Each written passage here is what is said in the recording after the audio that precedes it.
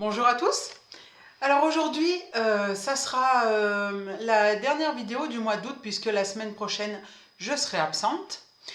Et je voulais vous parler, oui, alors l'idée c'était sur les animaux défunts, mais puisque ma vidéo sur ce thème-là a fait plus de 1800 vues, et je remercie tous ceux et toutes celles qui sont allés la voir.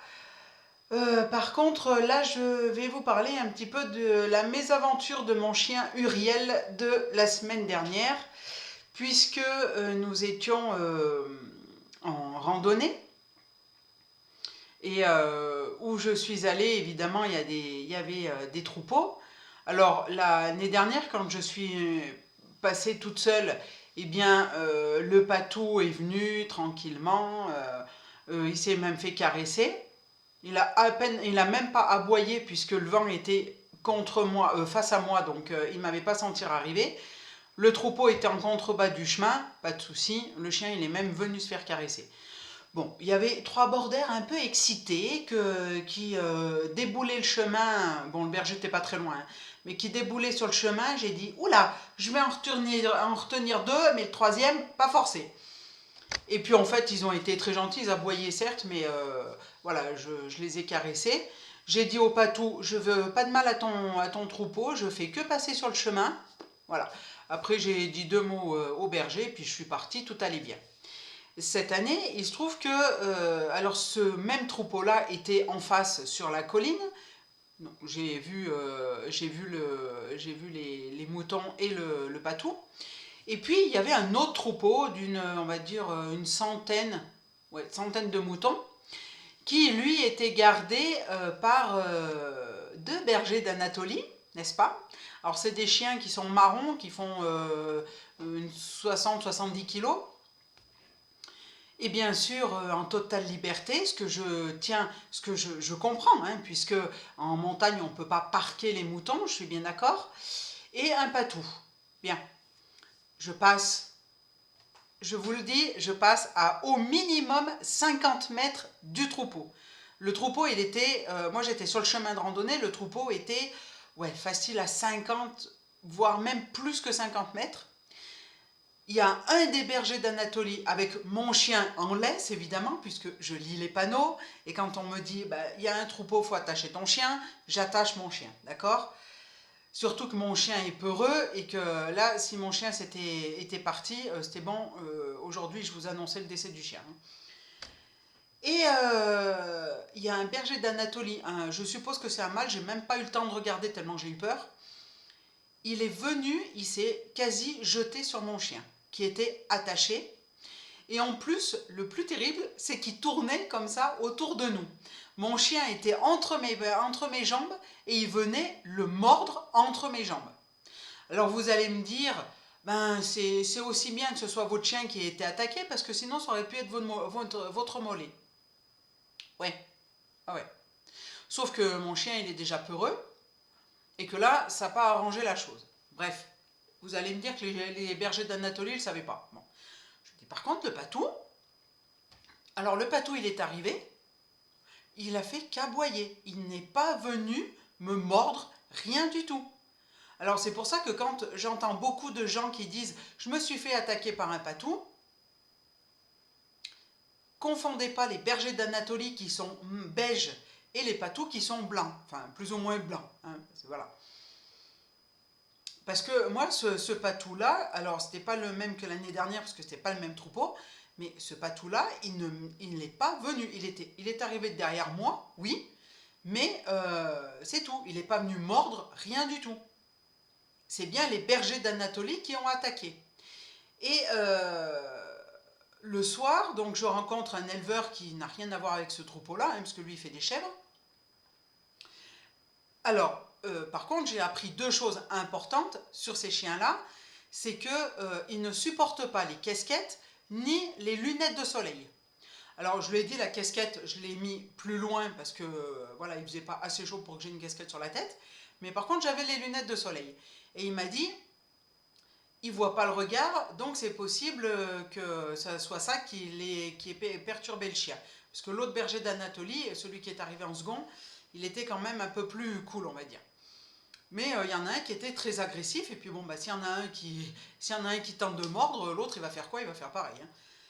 Et puis je lui ai dit, bah, il faudrait savoir pourquoi ils sont venus attaquer mon chien. Et il me dit, ben oui, bah, vous faites de la communication, rentrez en com avec eux. Je lui dis, oui, sauf que j'ai pas l'autorisation de leur humain. Alors, j'ai quand même demandé à mes guides, je leur ai dit, ben, je voudrais bien savoir pourquoi ils ont attaqué mon chien, et est-ce que je peux rentrer en com avec eux? Et ils m'ont dit oui. Et puis le lendemain, je fais une communication avec mon Uriel, et en fait, le berger d'Anatolie est venu me parler de lui-même. C'était pour dire que voilà, il avait senti que mon chien était peureux, donc lui il a pris le dessus, il est arrivé, moi je fais 60-70 kilos, et c'est moi le chef. C'est moi qui décide, voilà. Bon. Alors bon, il a décidé jusqu'au moment où je suis passée de randonneuse tranquille à randonneuse ninja, on va dire. Je ne suis pas passée à l'acte, mais je lui ai montré ce qu'il allait prendre dans les dents s'il continue à s'attaquer à mon chien, et je peux vous garantir que ça l'a arrêté. Mais je n'ai pas, alors je suis restée stoïque et je n'ai pas frappé le chien, je tiens bien à le dire. Et de toute façon, s'il m'avait mordu moi ou si mon chien était au sang, le lendemain, c'était clair, je remontais, donner la facture au berger, ça c'était clair. Bon, heureusement, il y a eu plus de peur que de mal. Tout ça pour vous dire qu'avec la communication d'Uriel, mon chien m'a dit qu'il avait eu très très peur, ça se comprend, hein, parce que lui il fait 25 kilos à peu près, l'autre il en fait 65, donc forcément, et qu'il a eu très peur parce qu'il n'a pas compris pourquoi il avait été attaqué, en fait. Puisque mon chien qui est jeune, il était attaché, je continue à le dire, il a voulu... Et il a voulu sentir l'autre chien et il est venu le sentir sous le nez, mais après, le chien, il l'a attaqué. Donc, voilà, il n'a pas compris pourquoi cette réaction-là. Alors, je lui ai dit que parce qu'il y avait le troupeau en contrebas du chemin, voilà. Et l'éleveur que j'ai vu le soir, il m'a bien dit, oui, c'est vrai, on a des problèmes avec les bergers d'Anatolie. Voilà, donc j'avertis bien tous les randonneurs, faites attention, ce ne sont pas forcément les patous qui attaquent, ce sont les bergers d'Anatolie. Et si vous avez des chiens, c'est encore pire. Et voilà, donc Uriel m'a dit que, alors je lui ai expliqué que voilà, c'était des chiens de troupeau, de protection, et qu'ils étaient là pour protéger les moutons. Mais ceci n'explique pas cela, évidemment. Le mâle, enfin le berger d'Anatolie qui était assez virulent est venu on l'a bien senti dans son regard qu'il a bien fait comprendre à Uriel que c'était lui le patron et que c'est lui qui décidait. Bon, je lui ai dit ok, mais mon chien était en laisse, il n'a pas attaqué ton troupeau, donc tu n'avais pas à venir le chercher. Et puis voilà, ça c'était la petite malaventure de mon chien. Je l'ai rassuré après en lui disant que bon voilà, voilà, il avait fait que le pincer, il ne saignait pas, et que voilà, il était là, c'était pour montrer que c'est lui qui avait droit de vie ou de mort sur ce qui passait sur son territoire. Bon.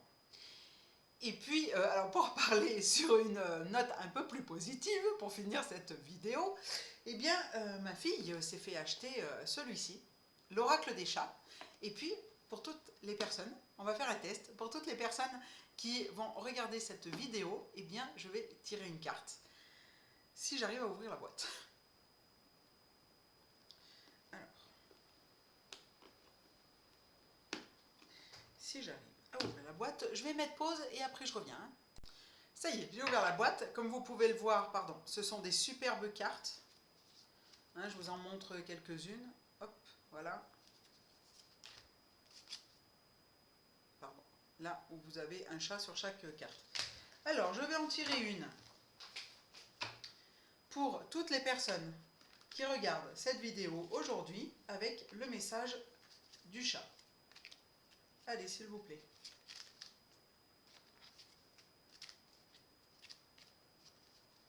Allez, une petite carte pour mes spectateurs. s'il vous plaît. Oups, ah non, là il y en a trop. Alors, puisque vous ne voulez pas me la sortir comme ça, je vais la sortir autrement.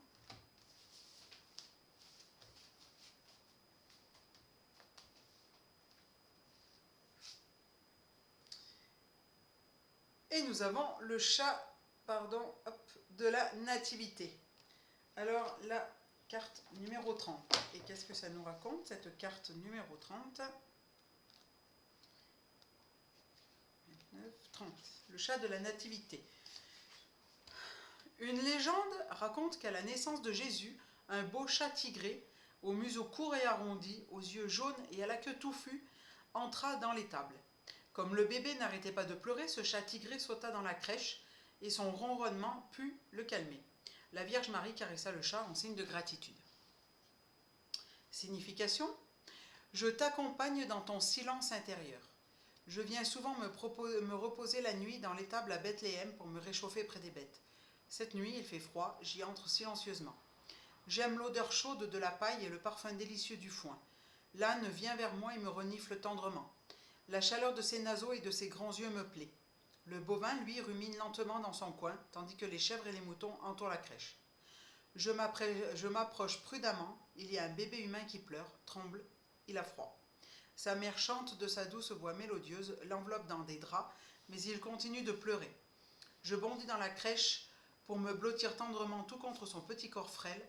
Au contact de ma fourrure soyeuse, ses sanglots cessent et il écoute mon ronronnement charmant et rit de tout cœur. Ce bébé, c'est Emmanuel, celui qui vient au monde pour nous apporter ses enseignements divins. Sa mère Marie pleure de gratitude et pose délicatement sa main sur son front. Depuis ce jour, un M s'y est gravé. Tous mes descendants porteront à jamais cette marque. Nous sommes fiers d'avoir pu assister à la naissance du Maître, Dieu fait homme. De nous, les chats tigrés, émane une étincelle de sa lumière bienveillante. Qu'importe le nom que tu lui donnes, sache qu'il n'y a aucune distance ni barrière entre toi et le Créateur. Prie dans la solitude avec sincérité, laisse-le entrer dans les secrets de ton cœur. Tes prières seront exaucées.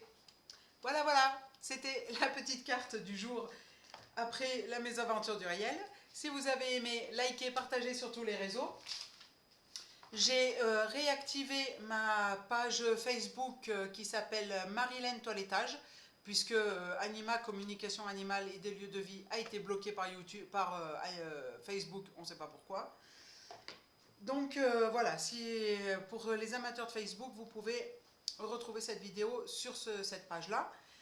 Et puis si vous avez aimé, likez, partagez sur tous les réseaux. Et je vous retrouve la veille de la rentrée, c'est-à-dire le 2 septembre, si je me souviens bien. Voilà, bye bye, bonne fin d'été, au revoir.